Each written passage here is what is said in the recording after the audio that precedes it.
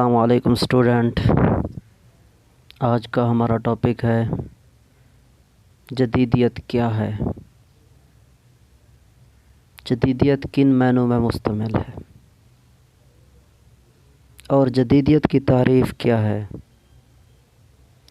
جدیدیت ایک متنازع اصطلاح ہے، یعنی کہ متنازع جو اصطلاح ہے اس میں کوئی متفق نہ ہو، یعنی کہ اس میں جھگڑا ہو، اس کی تعریف کوئی مستقل نہ ہو، ہر دور کے لحاظ سے ادبی تحریک اہمیت کی حامل ہوتی ہے۔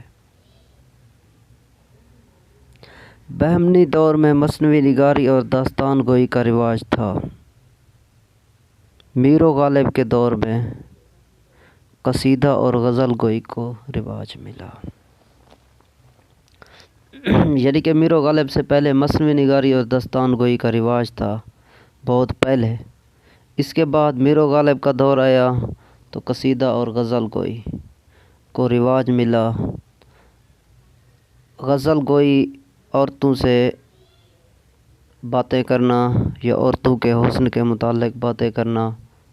اس کے بعد غزل کی تعریف یہ بھی ہے کہ ہر آن بوقت خوف جب اس کی چینخ نکلتی ہے تو غزل کا نام دیتے ہیں۔ اس کے علاوہ قصیدہ جو ہے نا کسی کے مداح میں گایا جاتا ہے، کسی کے بزرگ اولیاء کوئی بھی ہو سکتا ہے۔ قصیدہ اور غزل گوئی کا رجحان بہمنی ادبی روایات کے مقابلے میں جدیدیت کا حامل ہوتا ہے۔ یہ جو قصیدہ اور غزل گوئی کا رجحان ہے، اس سے پہلے کے رواج، کیونکہ یہ جدیدیت میں آ جاتا ہے، ٹھیک ہے، اس سے پہلے بہمنی ادب روایات کے مقابلے میں جدیدیت کا حامل نظر آتا ہے، یعنی کہ قصیدہ اور غزل بعد کا ہے، اس لیے یہ جدیدیت کا حامل ہے۔ 20ویں صدی میں آزاد نظم کہنے اور لکھنے کا سلسلہ شروع ہوا۔ جب 20ویں صدی شروع ہوئی تو اس میں آزاد نظم کا لکھنے اور کہنے کا سلسلہ شروع ہوا، تو اپنے عہد کے لحاظ سے یہ بھی جدیدیت کا حامل رویہ ہے، یعنی کہ وہ یہ کہنا چاہتا ہے کہ 20ویں صدی میں آزاد نظم جو شروع ہوئی تو یہ اپنے دور کے لحاظ سے یہ بھی جدیدیت کا حامل ہے جو نظم ہے۔ 20ویں صدی کے آخر اور 21ویں صدی کے شروع میں ہیکو کی صنف متعارف ہوئی تو ادبی دنیا میں ہیکو نگاری بھی جدیدیت کی حامل نظر آتی ہے۔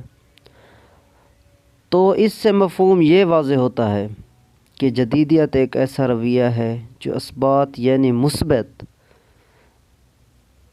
کے مقابلے میں نفی کو اہمیت دیتا ہے، تسلیم کرنے کے مقابلے میں رد کو اجاگر کرتا ہے، سب کچھ ہوتے ہوئے بھی کچھ نہ ہونے کی بات کرتا ہے۔ ہر ادب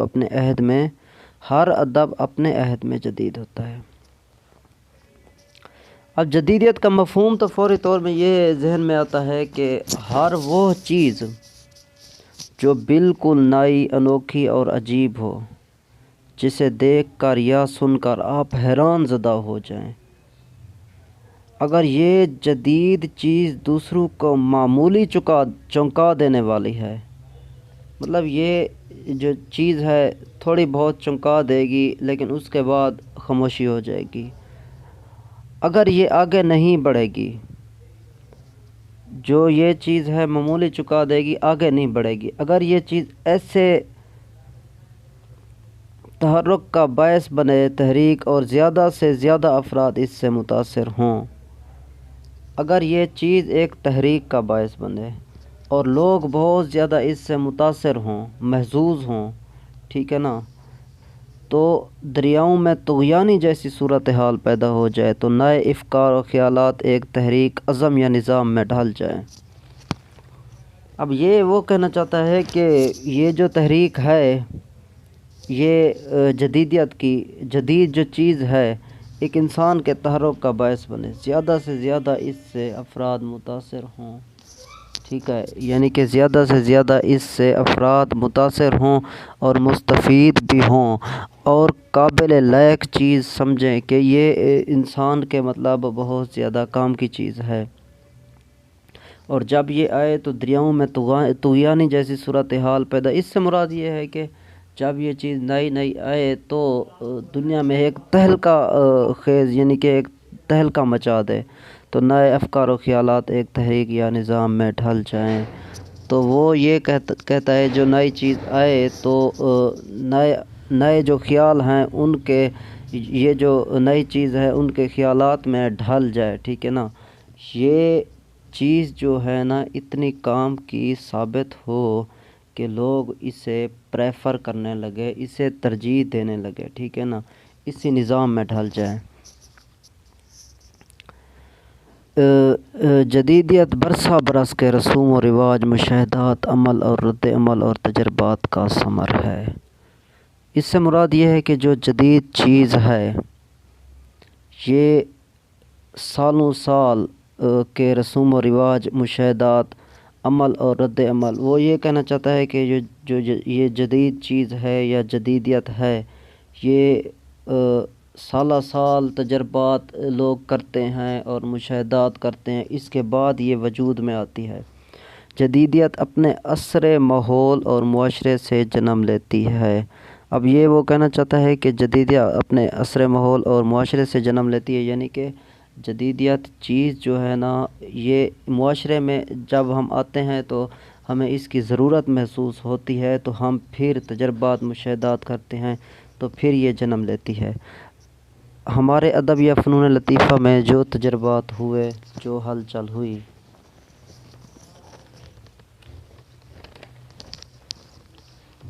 جو اتھل پتھل، جو بغاوت رونما ہوئی، ان کی بنیاد بیرونی نظریات ہی ہیں۔ جب بیرونی نظریات کا بیج یہاں بویا گیا، پھر بیج سے پودا بننے میں اسے تازہ ہوا، پانی فراہم کرنے اور اس کی دیکھ بھال کرنے والوں میں کوئی کمی نہ تھی۔ ہمارے جو نظریات ہیں وہ بیرونی یعنی کہ دوسرے ملکوں کے نظریات ہیں، ہم ان کی دیکھا دیکھی کی وجہ سے ہمارے اندر بھی جدید رجحانات پیدا ہو گئے ہیں۔ اردو میں جدیدیت کے حامل ادیبوں میں راجندر سنگھ بیدی ہیں، سعادت حسن، یہ اردو ادب کی بات کر رہے ہیں، یہ جدیدیت کے حامل ادیبوں میں راجندر سنگھ بیدی، سعادت حسن، منٹو، غلام عباس، میرا جی نون، میم راشد، مجید امجد، ناصر کاظمی کا نام قابل ذکر ہے۔ 20ویں صدی کے شروع میں 1910 سے 1960 تک اسے بہت زیادہ عروج ملا، کس کو؟ اردو میں جدیدیت کو۔ 1910 سے 1960 تک اردو جدیدیت کو بہت زیادہ عروج ملا۔ جدیدیت نے یورپ کے منفی انقلاب سے جنم لیا، یہ رومانیت کے رد عمل کے طور پر سامنے آیا۔ اب وہ یہ کہہ رہے ہیں کہ وہی بات کہ ہم نے جو جدیدیت اپنائی ہے وہ دوسرے ملکوں سے، یورپ سے، اس طرح کا ہم فیشن کو مطلب پریفر کر رہے ہیں، ترجیح دے رہے ہیں۔ اسی طرح یہ ہے کہ جدیدیت وہ کہہ رہا ہے یورپ کے منفی انقلاب سے جنم لیا اور رومانیت کے رد عمل میں، یعنی کہ رومانیت کے خلاف جو ہے نا مقابلے میں اس کو رد عمل کے طور پر سامنے آئی۔ یہ معاشرے کی بوروازی اور قدروں کے خلاف بغاوت کا نام ہے اور گلوبلائزیشن کے زیر اثر پروان چڑھی۔ یہ 19ویں صدی کے سماج اور اس کے اثر رسوخ پر تنقید ہے۔ جدیدیت کو یعنی کہ وہ یہ کہہ رہا ہے کہ یہ جدیدیت ہے، یہ تنقید کا نام ہے، کس سے؟ یہ جدیدیت سے پہلے جو چیزیں تھیں، جو مطلب سرگرمیاں تھیں، اس کے خلاف جو تنقید ہے، اس کے خلاف تنقید ہے، اس کے بعد یہ جدیدیت جو ہے نا مرز وجود میں آئی، اس پر تنقید کی گئی پرانی چیزوں پر۔ جدیدیت کو ایک فلسفانہ تحریک بھی کہا جاتا ہے۔ جدیدیت ایک اصطلاح بھی ہے، اصطلاح نہیں، جدیدیت ایک اصطلاح بھی ہے اور ایک رویہ ہے اور رجحان بھی۔ جدیدیت اصطلاح اس طریقے سے ہے کہ پرانی چیزوں کی اصلاح کر کے نئی چیزیں وجود میں آئی۔ اس طرح اس کے کئی پہلو میں جدیدیت عصری شعور سے قدم ملا کر چلنے کا نام ہے۔ جدیدیت کا لفظ جدید سے ہے۔ جدیدیت کا مطلب ہے نیا، نیا تو ہے، جدیدیت کا لفظی مطلب نیا پن بھی لے سکتے ہیں۔ نئی چیز وہ ہوتی ہے جو پرانی نہ ہو۔ یہاں ہم جدیدیت کو تضاد سے سمجھیں گے۔ جدیدیت کا مطلب ہے یہ قدیم نہیں ہے بلکہ قدیم کا الٹ ہے، یہ پرانی چیزوں کا الٹ ہے۔ نیا ہے تو پرانے کا الٹ ایک ایسا رجحان جو ہمیں نئی چیزوں کی طرف میل کرے اور قدیم چیزوں سے انحراف کی طرف لے جائے۔ وہ کہہ رہا ہے کہ جدیدیت ایک ایسا رجحان ہے جو ہمیں ہماری توجہ نئی چیزوں کی طرف دلاتا ہے اور پرانی چیزوں سے ہٹاتا ہے۔ اس کے بعد جے اے کڈن کی کتاب dictionary of literary terms and literary theory کا اردو ترجمہ ہے۔ اسی طرح اس کا اردو ترجمہ ہے جدید تنقیدی اصطلاحات۔ اس کے مترجم ہے منور احمد ہے اور اس میں وہ کہتے ہیں کہ جہاں تک جدیدیت کا تعلق ہے تو جدیدیت طے شدہ قوانین، روایات اور رسم و رواج کے خلاف بغاوت کر کے کائنات میں انسان کی موجودہ حالت، افعال اور کردار کا مختلف قسم کے تجربات کی شکل میں دیکھنے کا نام ہے۔ وہ یہ کہہ رہا ہے کہ جدیدیت کا جو تعلق ہے، جو پہلے سے طے شدہ قانون ہے، رسم و رواج ہیں، پہلے سے اولڈ جو قانون ہے، اس کے خلاف بغاوت کر کے کائنات میں انسان کی موجودہ حالت، افعال و کردار کا مختلف قسم کے، یعنی کہ پرانی چیزوں کے خلاف بغاوت کر کے اور نئے تجربات کر کے نئی چیزوں کو اخذ کرنے کا نام ہے۔ بقول نون میم راشد جدیدیت کی تعریف کس طرح کرتے ہیں؟ جدیدیت کی تعریف یہ بھی ہو سکتے ہیں، وہ کہتے ہیں کہ جو انداز نظر اپنے زمانے کے ساتھ ہم آہنگ ہو، یعنی کہ جو انداز زمانے کے بدلنے کے ساتھ بھی چیزوں کے جدید ہونے کا رجحان پیدا ہو اور اسی طرح ماضی سے ربط محسوس نہ کرے، وہ گویا جدیدیت کا حامل ہے۔ وہی بات ہے کہ جو چیزیں ماضی سے تعلق نہ جوڑے، ختم کر دیں، وہ جدیدیت کی حامل ہوتی ہیں۔ تاہم جدیدیت کے معنی محض معاصریت نہیں ہے بلکہ ہر شہر جو ہمارے زمانے میں زندگی بسر کر رہا ہے، شہر کہتا ہے جدید شہر نہیں کہلا سکتا۔ وہ یہ کہنا چاہتے ہیں کہ جو نیا شاعر ہے وہ لازمی نہیں کہ جدیدیت کا حامل ہو، وہ پرانے شاعر کے افکار و حالات کو بھی مد نظر رکھ کے اسی طرح کے شعر بھی کہہ سکتا ہے۔ لازمی نہیں ہے کہ جو جدید شاعر ہو وہ نیا ہی ہو، جدیدیت کا حامل ہو۔ اس کے بعد جدید شاعر صرف وہی ہو سکتا ہے جو جدید شاعر کہتا ہو، صرف اس نوع کے شعر تقریباً جس پر قدامت یا روایت کی مہر ثبت نہ ہو، یعنی کہ وہ شاعر جس پر قدیم رسم و رواج کے شعر، الفاظ، اس طرح کے خیالات کا وہ نہ ہو، مرتکب نہ ہو، ہر لحاظ سے جدید انداز نظر کے حامی ہو، مطلب ہر لحاظ سے وہ شاعر جو ہے نا جدید ہونا چاہیے۔ اسی طرح وہ کہتا ہے جن کے اندر کسی خیال یا مصنوعی زندگی کی ترجمانی کی بجائے جیتی جاگتی ہمارے آپ کے ارد گرد دنیا کی ترجمانی کی گئی ہو۔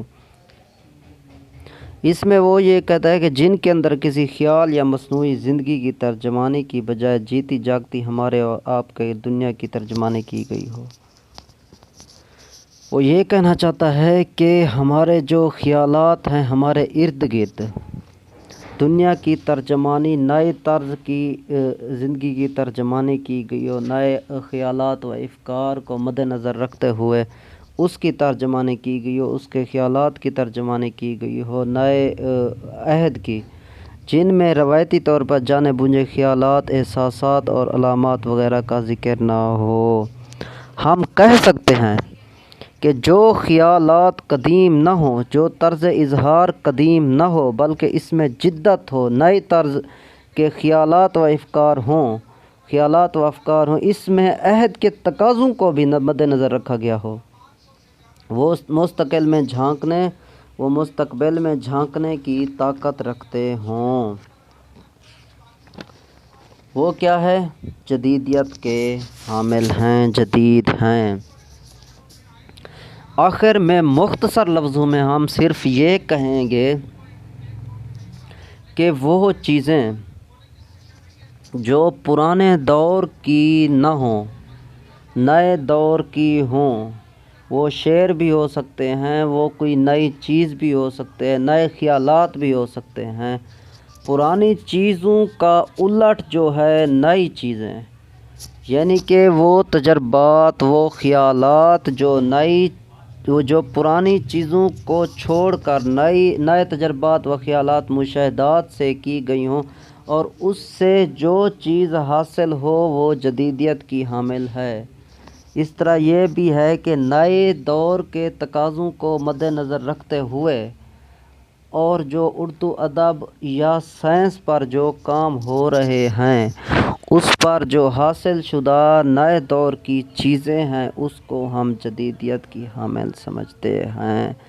اس طرح آگے وہ یہ کہہ رہا ہے کہ لازمی نہیں جو شاعر ہیں نئے دور کے شاعر ہیں وہ جدیدیت کے حامل ہی ہوں، یہ بھی ہو سکتا ہے کہ وہ پرانے رسم و رواج کو برقرار رکھے ہوئے ہوں اور اس کا انداز نظر جو ہے نا اور بیان کرنے کا انداز، جو پرکھنے کا انداز، جو طور طریقہ وہ پرانا ہو، تو ہم اس کو جدیدیت نہیں کہہ سکتے۔